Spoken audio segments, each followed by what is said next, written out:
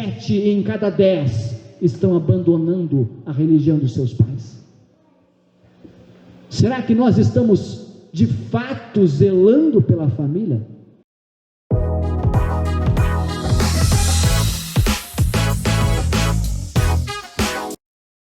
Este Salmo 127 faz parte daquele grupo de salmos que nós conhecemos como salmos sapienciais, salmos de sabedoria. Os salmos sabedoria, esse por acaso é um dos 2 salmos compostos pelo grande sábio Salomão, tem como objetivo básico, mais do que uma atividade sacerdotal, e sim um interesse mais secular. Qual o princípio do salmo sapiencial? É instruir princípios práticos para a vida em família, para a vida em sociedade.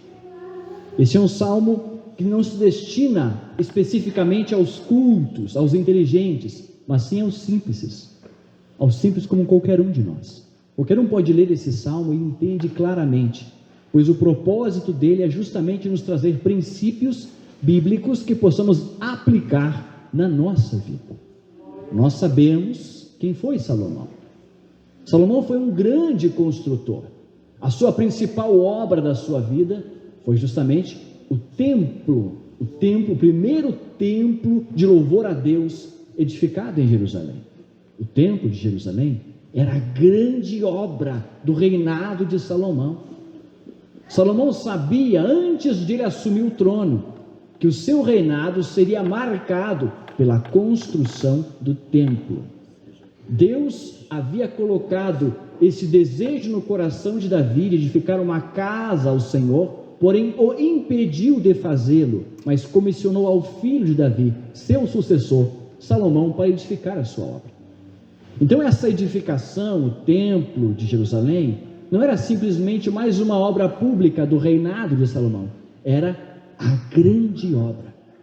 Quando ele assumiu o governo, o seu pai Davi já lhe entregou a planta, os projetos, já lhe entregou uma grande soma de recursos em prata e ouro, para que ele pudesse dar início à obra, pois o desejo de edificar uma casa para louvar a Deus ardia no coração de Davi. Entretanto, mesmo assumindo o trono, Salomão leva 4 anos para iniciar a obra, e depois mais 7 para terminar a obra. Por quê? Porque ele resolveu fazer com todo esmero, com todo cuidado, com toda dedicação, de tal forma que essa obra foi considerada uma das 7 maravilhas do mundo antigo. Ora, essa obra, esse templo, Salomão sabia que era o grande legado que ele deixaria para a posteridade. Ele sabia que ali seria o grande propósito do seu reinado. E por isso, ele escreve esse salmo, não sei se em momentos de que alguém pressionava-o para que ele desse início logo à obra, ele escreve esse salmo, talvez, dizendo: se o Senhor não edificar a casa, em vão trabalham os que edificam.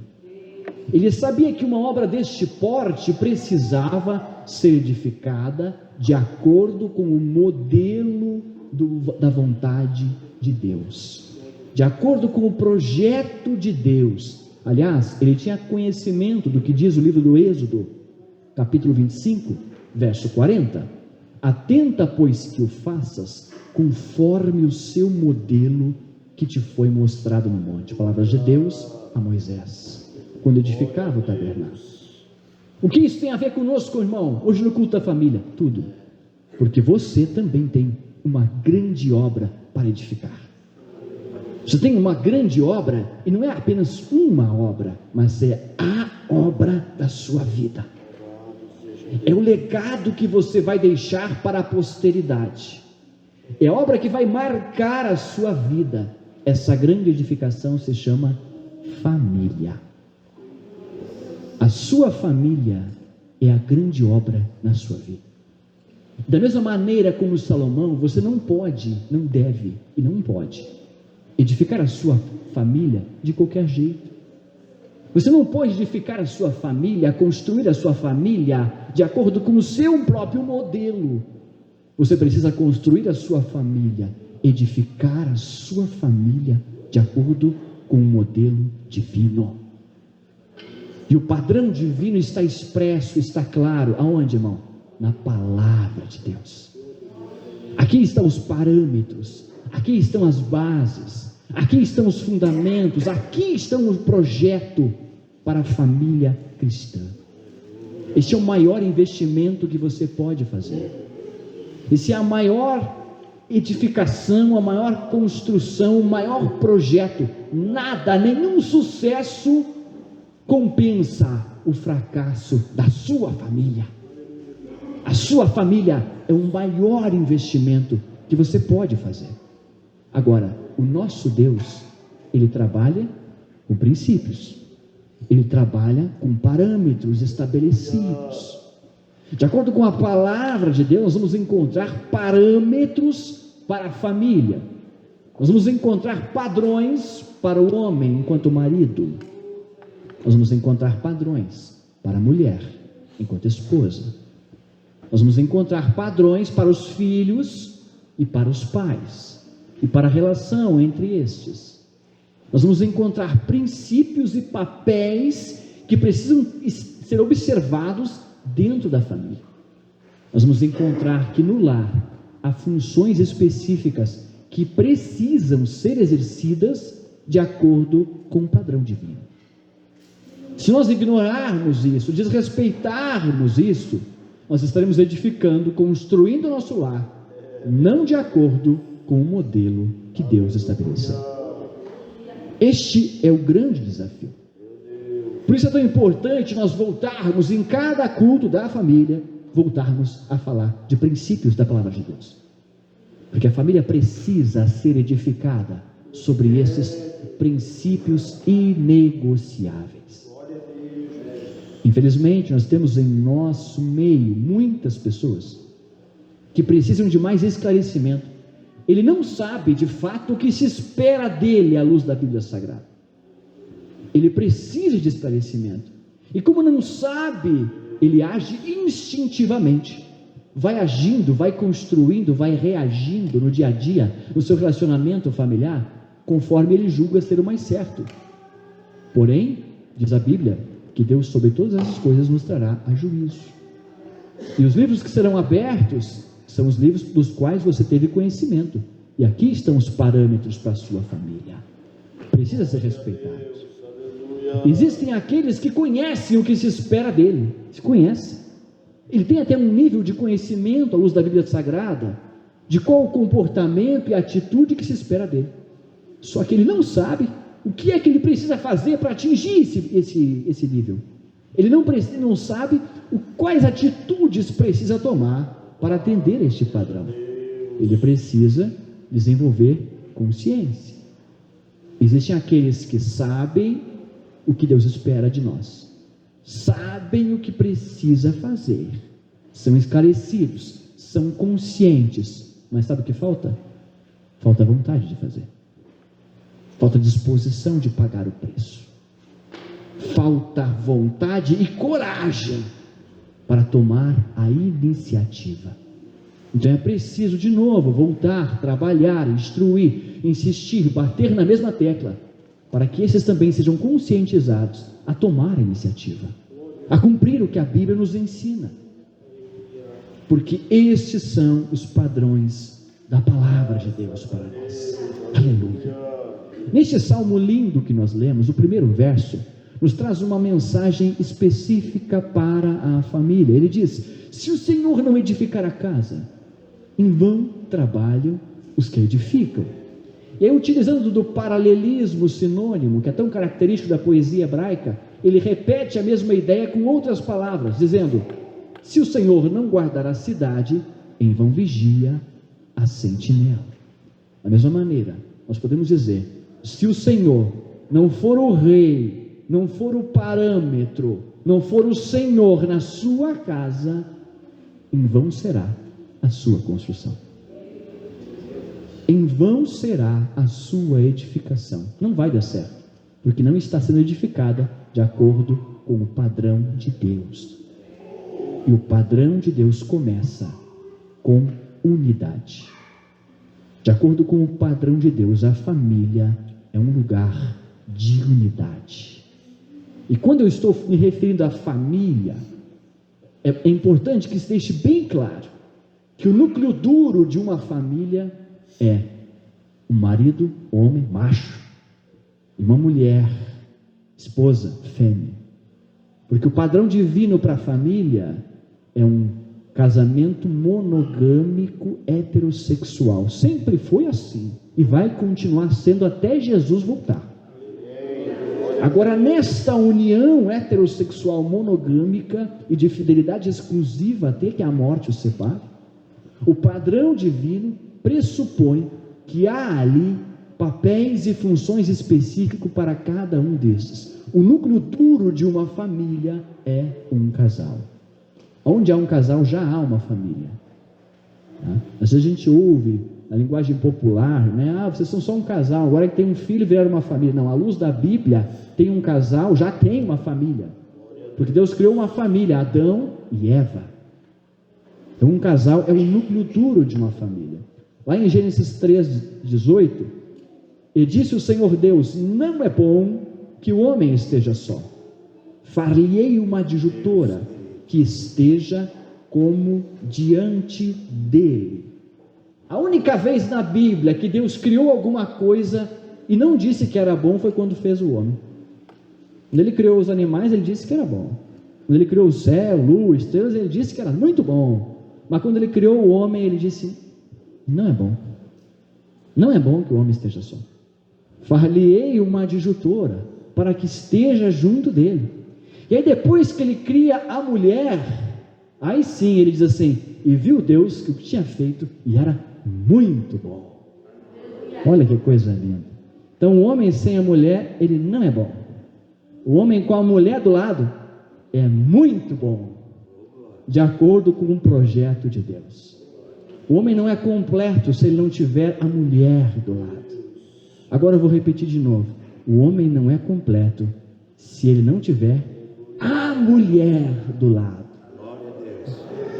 Esse é o padrão divino, é um padrão de unidade, é um padrão de complementariedade, porque a família é um lugar de unidade.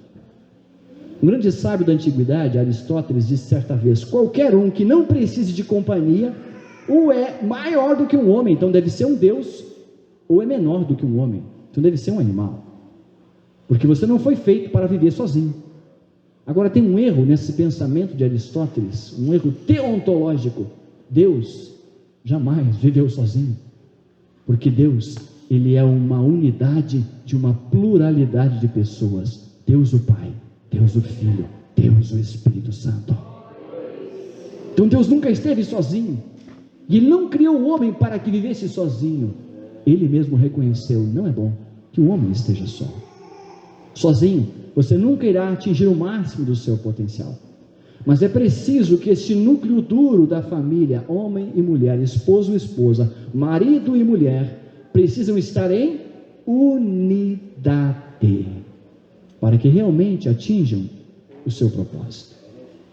Eu tenho visto muitos casos, e aborrece de ver famílias que esse núcleo duro da família tem sido quebrado a unidade. Eu não estou falando apenas de divórcio, que infelizmente tem sido tão comum em nosso meio, mas muitas vezes o casal permanece junto nas aparências, só nas aparências, porque aquela unidade do núcleo duro já se desfez. Quantas vezes, se eu vi, você já viu também, casais em que para o esposo vale muito mais a opinião de um terceiro, de um pai, de uma mãe, de um filho, do que a opinião da esposa. Quantas vezes você já viu uma esposa que para ela é mais importante a opinião dos filhos, da vizinha, da colega de trabalho, do que do marido? Isso é uma quebra no núcleo duro da família. Homem e mulher precisam estar em unidade. Este é o padrão de Deus, esta é a vontade de Deus. E dentro deste padrão divino, para que a família funcione em perfeita unidade, Deus estabeleceu, inclusive dentro da família, uma cadeia de harmonia e autoridade. O propósito não é imposição de vontades, não é subjugar um ao outro, mas sim harmonizar para o bem do quê? Do casal e, consequentemente, da família. Este é o propósito divino. Se estamos falando de princípios, precisamos falar disso. Esse é o padrão de Deus para a família, padrão de Deus para o homem enquanto marido, padrão de Deus para a mulher enquanto esposa. 1 Coríntios capítulo 11, versículo 3, o apóstolo nos diz assim: mas quero que saibais que Cristo é o cabeça de todo homem, e o homem a cabeça da mulher, e Deus a cabeça de Cristo. Ora, o que o apóstolo está dizendo?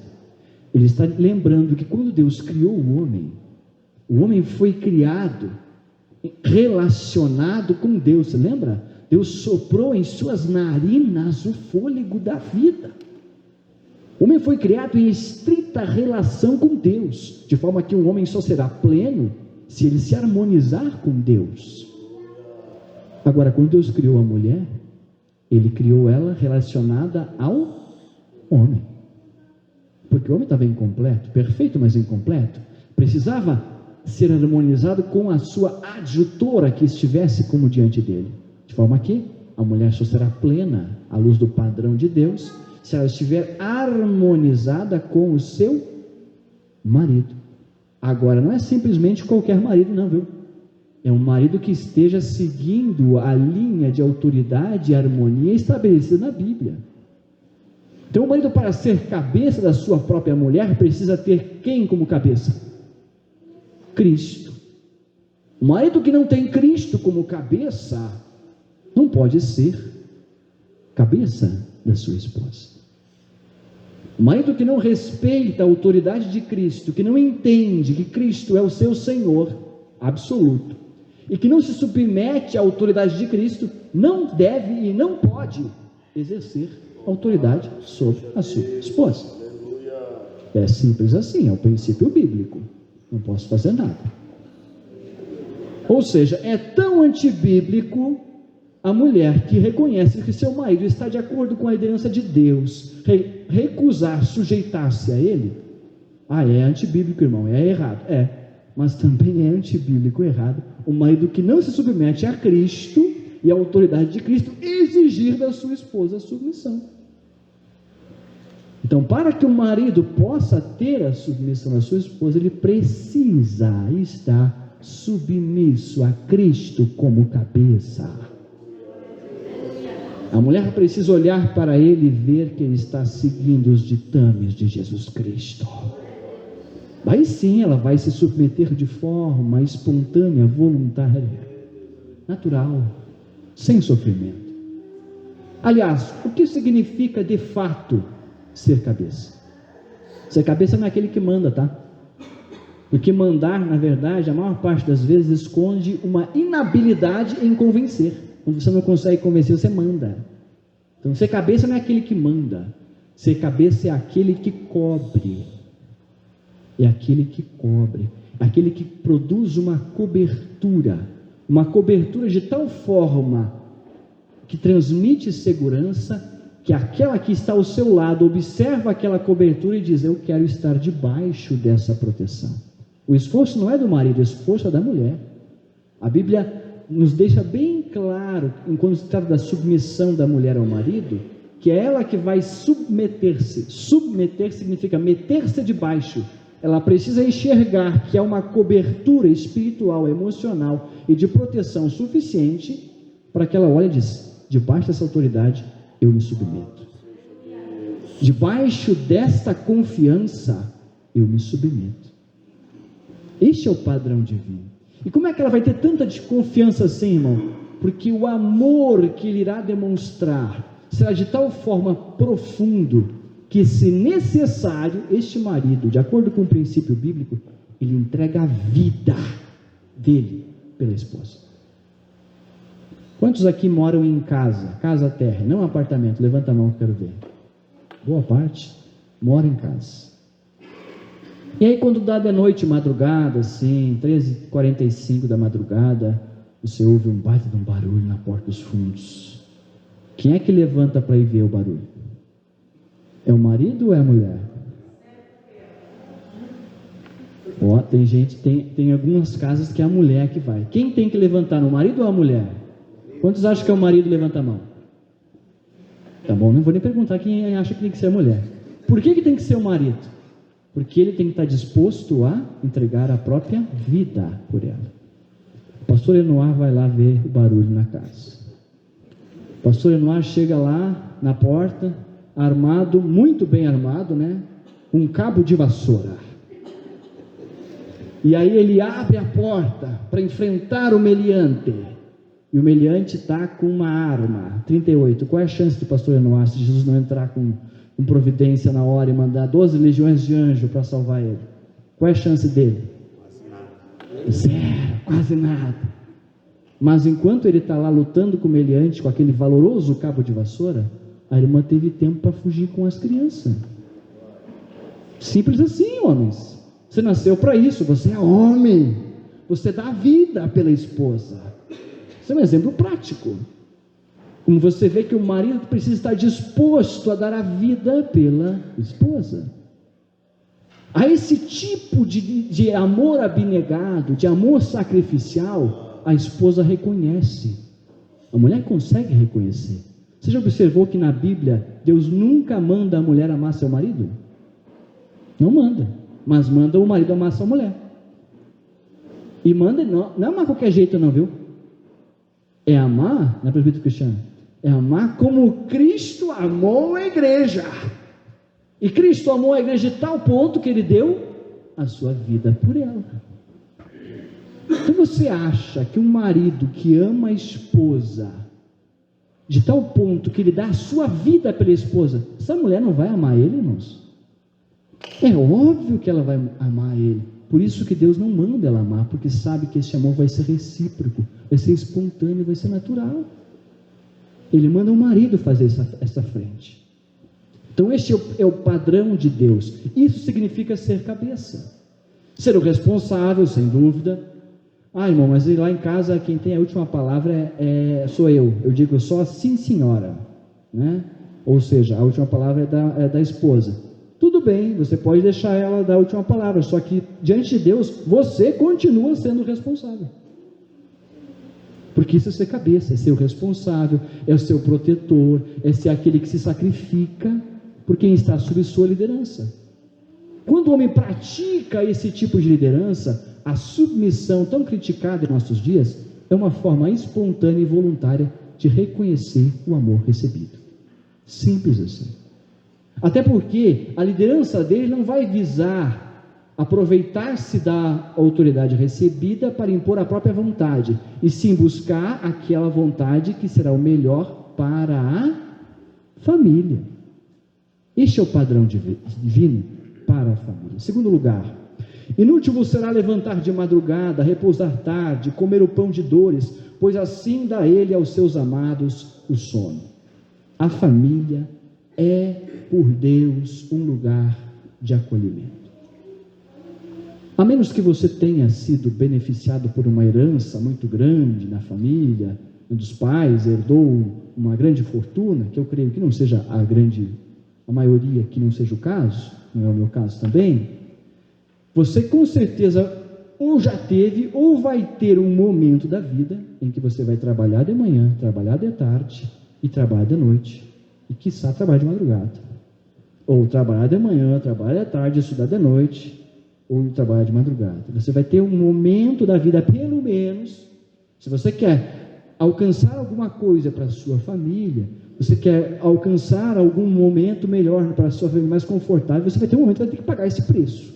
Isso é natural, não vou dizer que é recomendado, mas é compreensível que haja este momento na sua vida até que as coisas vá para o lugar.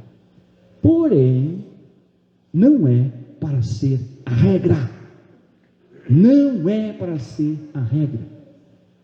Se está sendo a regra na sua família, você trabalha de segunda a sexta, chega em casa, usa uma casa só como dormitório, e ao sábado ainda faz serão, tem alguma coisa errada.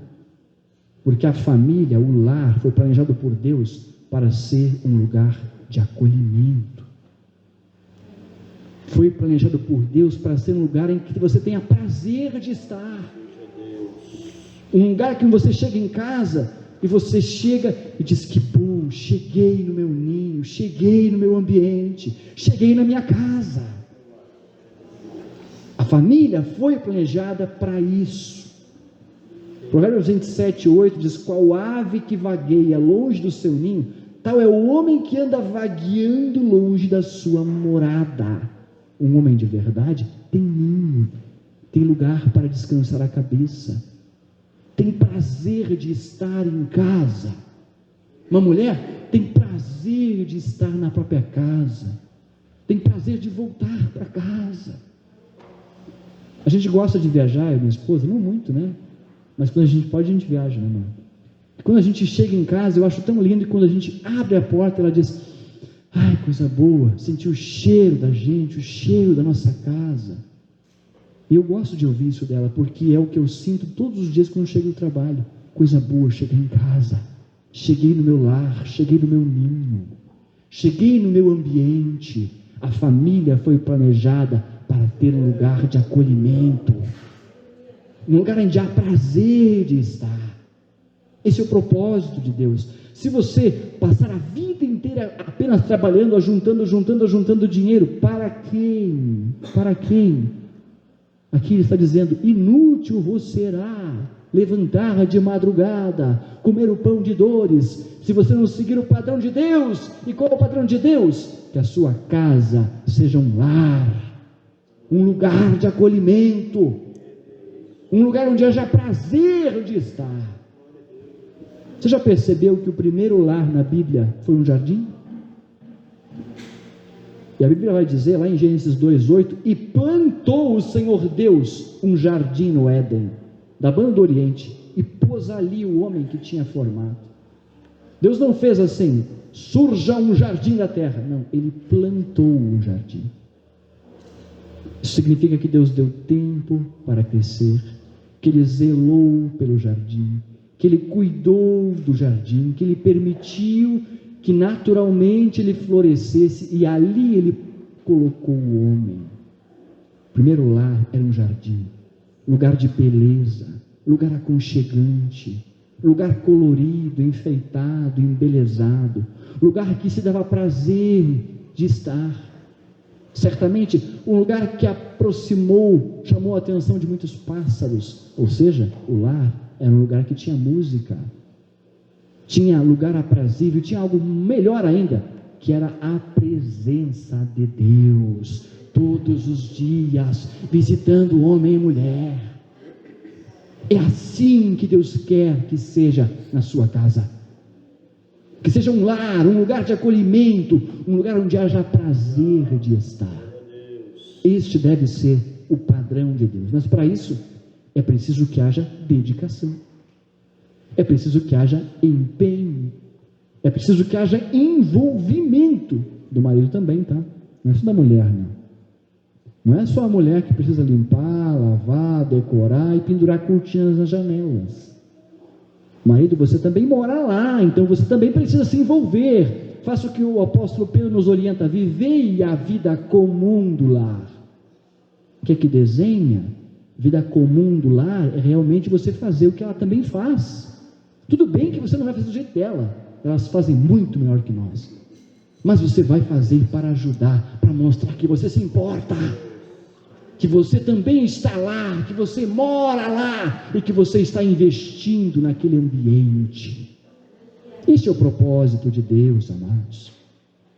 É preciso que haja esse envolvimento mútuo de ambos os cônjuges. Se você quiser anotar isso, anote: nenhum cônjuge é bom o suficiente para garantir sozinho o sucesso de um casamento. Nenhum cônjuge é bom o suficiente para garantir sozinho o sucesso de um casamento. É preciso que haja envolvimento mútuo, colaboração. Paguem junto, paguem o preço junto. Casamento não vem pronto, ele é construído. Aleluia. Um lar não surge automaticamente. Você pode comprar uma casa, mas você não pode comprar um lar. Um lar é construído, é edificado, com muito preço pago, com muito sacrifício. Um lar é preciso investimento emocional de ambos. Aleluia! Para que você venha constituir um lar de verdade, um lugar aprazível, com renúncias por amor, um lugar aconchegante, onde dê prazer de estar. Eu acho tão triste quando vejo homens que saem do serviço e vão direto para os bares, encher a cara, porque eles não têm em casa uma mulher que lhe acolha, porque eles não têm uma casa em que lhe chame mais atenção do que um balcão de bar. Torne o seu lar um lugar aprazível, aconchegante, que você deseje estar, que a sua família deseje estar. Este é o propósito de Deus. Terceiro lugar, eis que os filhos são herança do Senhor, e o fruto do ventre, o seu galardão.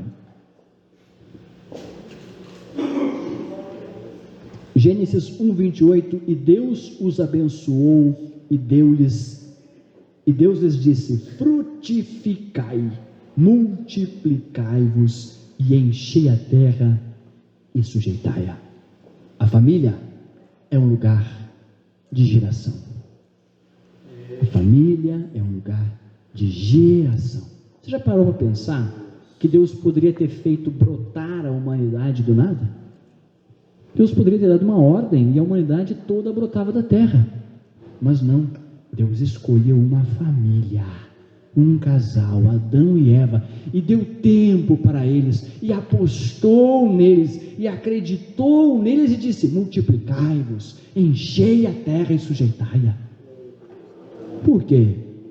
Em primeiro lugar, porque Deus realmente se interessa em que nós sejamos os seus cooperadores. Deus não quer trabalhar apenas para nós, Ele quer trabalhar com nós e através de nós. Ele quer que nós sejamos os seus cooperadores. Segundo lugar, ao dar à família a missão de encher a terra, de produzir e gerar a humanidade, Deus mantinha uma identidade. Todos nós somos irmãos aqui. E não somos irmãos apenas porque aceitamos Cristo como nosso Salvador. Somos irmãos porque temos no nosso sangue, no nosso DNA, o DNA do tronco máter, lá de Adão e Eva. Todos nós somos parentes por isso. Deus preservou uma identidade. Agora, na família é a mesma coisa. E não foi só no início, não. Observe que quando houve a necessidade de exterminar a sociedade com o dilúvio, o que Deus escolheu? De novo, uma família de Noé, preservando uma identidade.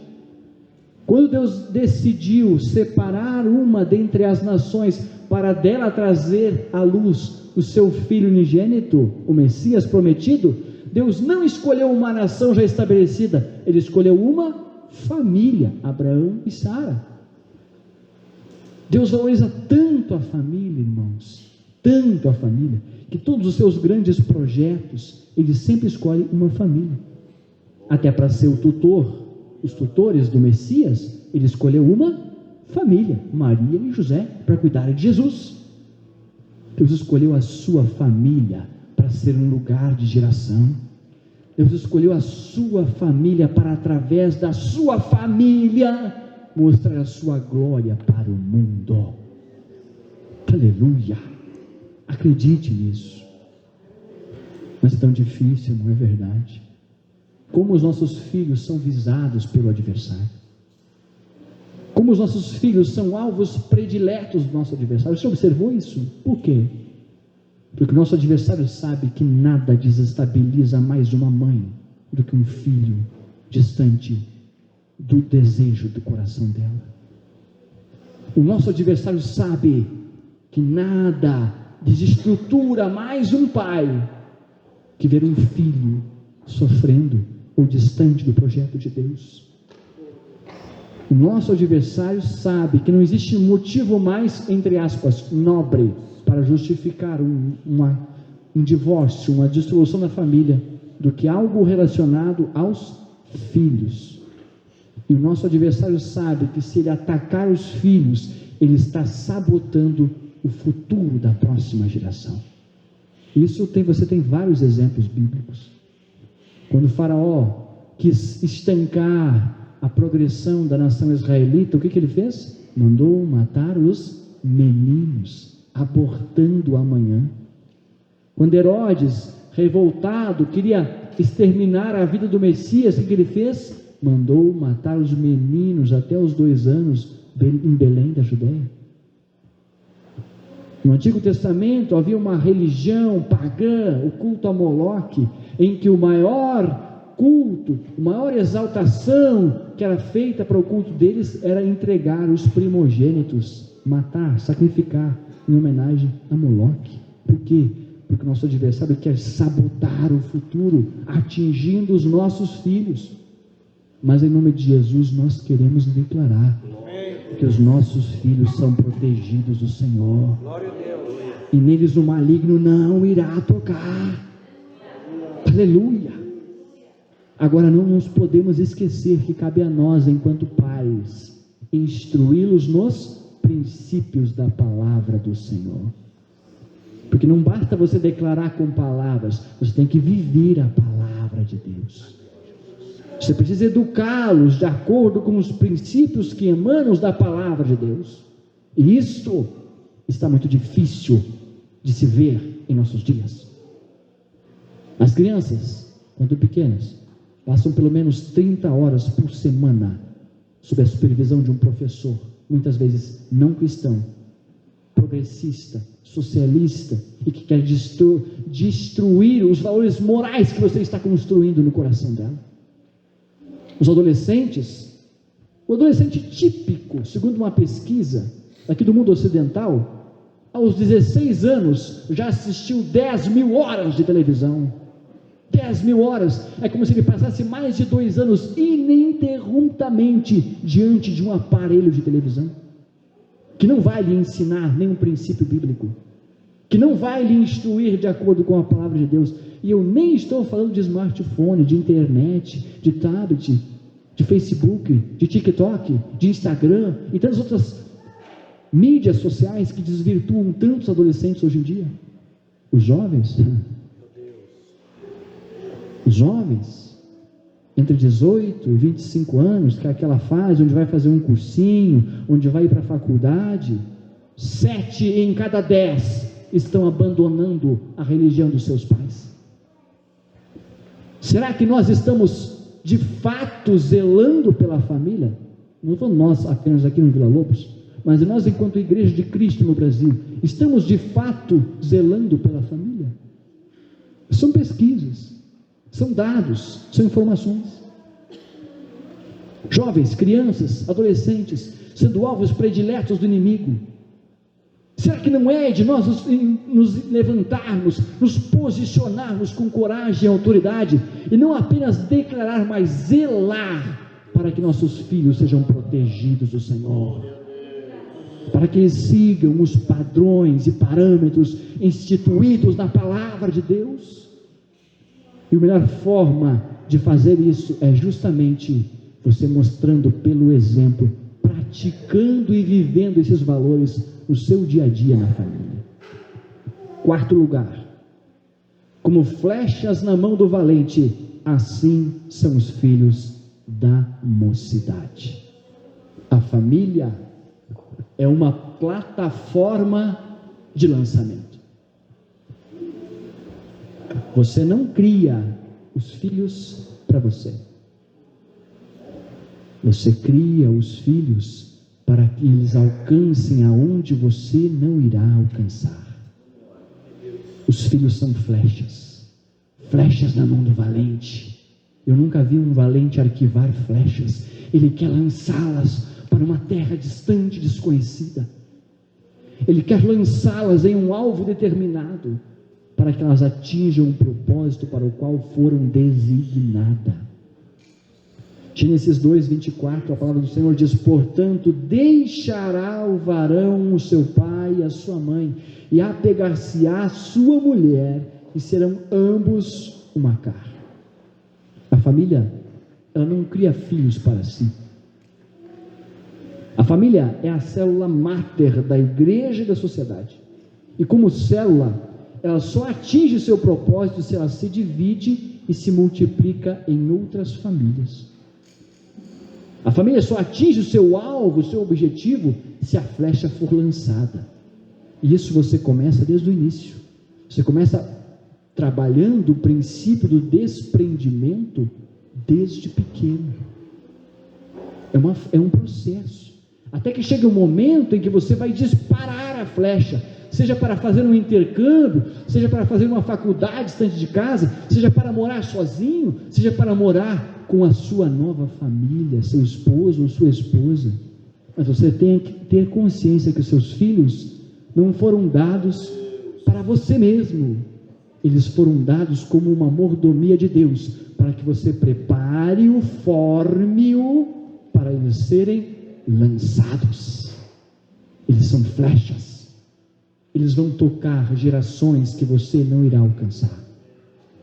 Eles vão alcançar terras onde você não irá pisar, mas seus filhos chegarão lá, e lá, se forem bem instruídos, eles vão honrar o legado que você plantou no seu coração. Este é o projeto de Deus. Plante um legado espiritual de verdade, e os seus filhos lhe darão honra e honra ao nome do único Deus. Para finalizar, bem-aventurado o homem que enche deles a sua aljava, não serão confundidos quando falarem com seus inimigos à porta. Você sabe que a porta da cidade era o lugar onde se faziam as transações financeiras, aonde se debatiam as lides dos tribunais. A família é um lugar também de proteção, pois o filho bem lançado, a flecha que bem lançada ela também volta. Mas ela não volta para morar no caso da pai e da mãe, não. Ela volta para proteger o pai e a mãe no momento que isso se faz necessário. Eles não serão confundidos quando disputarem com seus adversários à porta.